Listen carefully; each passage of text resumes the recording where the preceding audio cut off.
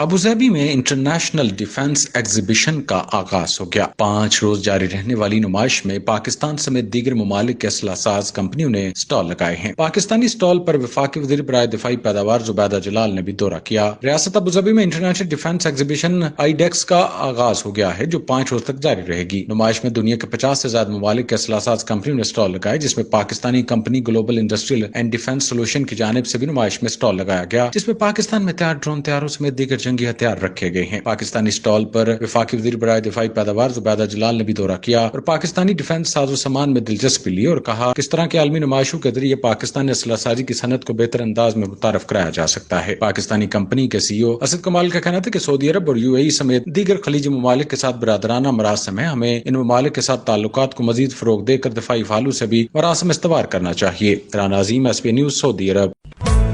ستارہ sweets and bakers 15 سال سے آپ کی خوشیوں کو جگمگانے والا ستارہ، مکھن سے تیار کردہ اسپیشل بیکری آئٹمز، فریش اور خستہ فاسٹ فوڈ۔ ستارہ کی مٹھائی کے ذائقے ایسے جو آپ بھول نہ پائیں۔ برتھڈے اور ویڈنگ کیک تیار کروائیں